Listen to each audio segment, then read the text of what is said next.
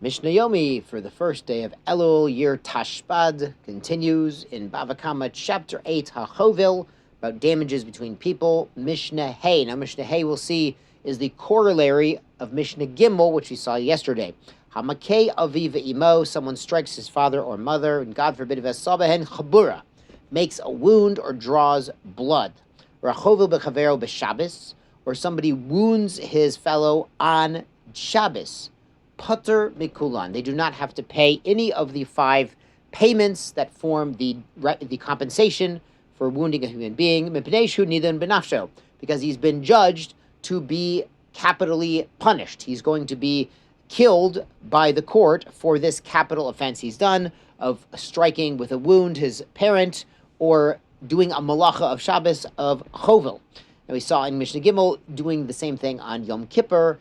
It's still an Aveira, but it is karet, not the death penalty, and striking a parent without causing a wound or a bruise is not liable a death penalty.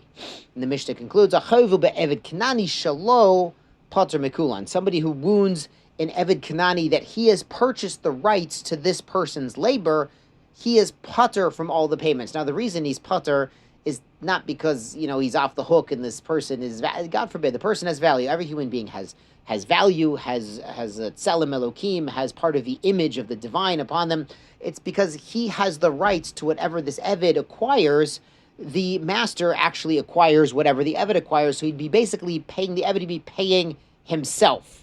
So that's why on a technicality, he doesn't pay. But again, it's not something he should do. And if he was disciplining his Eved Kanani and he caused some sort of damage like a tooth or an eye or an earlobe or the tip of a finger or any sort of visible limb like this, then the Eved actually goes free and, of course, receives payments for when he goes free as well. So it's not something... I joked, we have something in Judaism called, it's basically not really slavery, it's indentured servitude. It's really the person has a financial obligation to work for the Jewish master. I said, as a joke, there's no dentured servitude, because if the master hit the Eved's teeth and now he needs dentures, he would have gone free already. So that's okay. That's a joke. Maybe be careful what kind of company you use that around. But people who know the Torah will understand. Let's go on to Mishnah Vav. Hatokeya lechavero. He does tekiah. We're only 1 month out from Rosh Hashanah. We're going to hear tekiyot. Tokeya here means, he kind of smacks his fellow. And the Gemara says it could mean he smacks him on the ear, and now his ear is ringing. So similar to the shofar sounding out with tekiah, tokeya is a similar lashon, like he smacked him on the ear. And notain lo sela. He has to pay him a sela. And the sela is basically the fee for the embarrassment. If there was permanent damage, he had hearing loss or he had a wound, that would be additional. But the boshet portion, the embarrassment portion, would be fixed at a sela. Rabbi Yehuda Omer Mishum Rabbi Yossi Hagalili Mana. Now, mana is actually 100 zuz, is quite much larger than a sela, which is only 4 zuz. It's quite a lot of money, as we know from Pesach. You could get a gedi, a small goat, for 2 zuz, as we know from this Chad Gadya song. So it's quite a lot of money, a mana, 100 zuz. Storo, if he slapped him on the face, noten lo matayim zuz. That's even worse. That's a 200 zuz payment just for the embarrassment. La'achar yado, if he used the back of his hand to slap him, that's worse. That's harder. That's more insulting. Noten lo arba meot zuz. He has to pay him double that, the front hand slap, so it's 400 zuz. Quite a lot of money. Tsarim be'uz, now he pulled on his ear. Talish besairo, pulled out some of his hair. Rokok v'gibo ruko, he spit at him, and some of the spit landed on him. Hevir talito b'meno, he pulled his shirt off. Para rosha isha b'shuk, or uncovered the hair of a married woman in public. Notain arba meot zuz. They have to give this large payment for the boshet, for the embarrassment, of 400 zuz. That's a lot of money.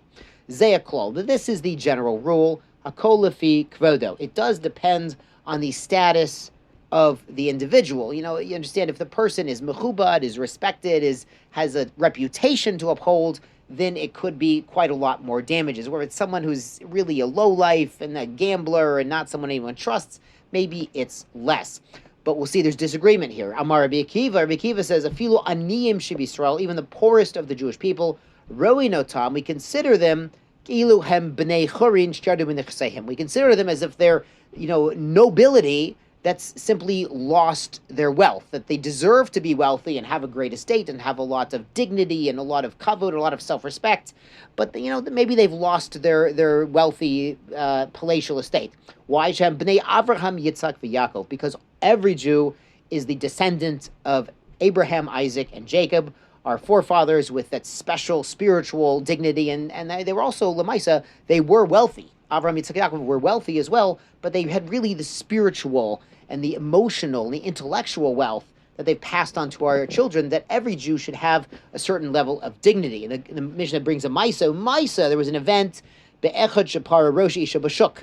A man uncovered the hair of a woman in public.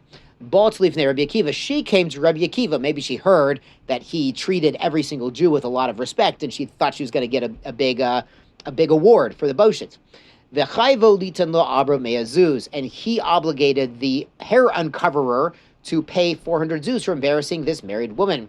Amar Lo, and the embarrasser said, Rebbe, ten lizman, please give me some time to come up with the money, or to come up with a reason to reduce my penalty payment.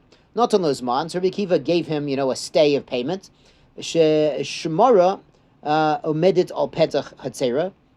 So he waited for the married woman by the door of her chatzer, between the street and the chatzer. He waited there. When she was coming, shavar et akad b'faneha, he pretended to drop a jug full of oil in front of her. Boka iser shemen. There was an iser of shemen. An iser is a small coin. It's not a lot of money. It's a little bit of shemen. He had a little bit of olive oil in his jug, and he pretended to drop it in front of her, and it broke. It was on the street.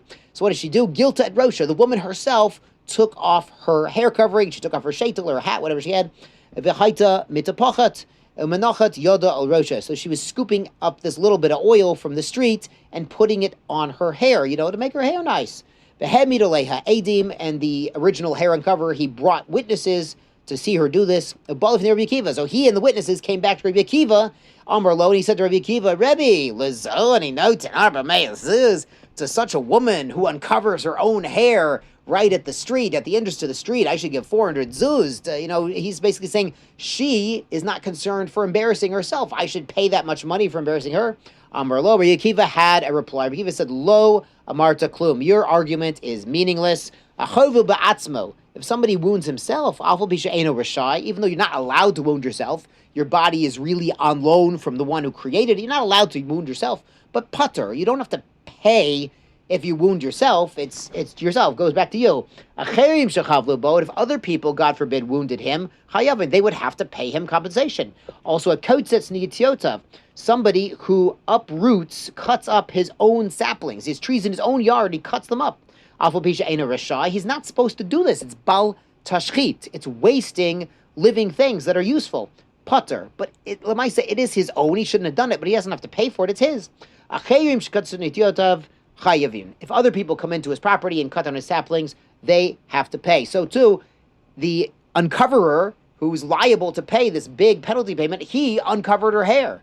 Okay, so she might have uncovered her own hair in a different situation, but she did it to herself. There's no damage. But doing something to another person, there's certainly, it's damaging. And it's something to think about, Rabote, something to think about on Rosh Chodesh Elul, that this is a month of tshuva, and we know in some ways it's much easier to do tshuva in front of Hashem and to fix the mistakes that we've done regarding our relationship with Hashem, but to do that with other people, to look at how to improve our relationships with other people and admit where we've done wrong and we've caused emotional or spiritual, psychological damage, God forbid, to other people, that is a much more difficult avoda. Thank God we have the month of Elul to work on this with resolution and with energy, God willing. We should all be matzliach in this. Shar Korachem, sei gesund.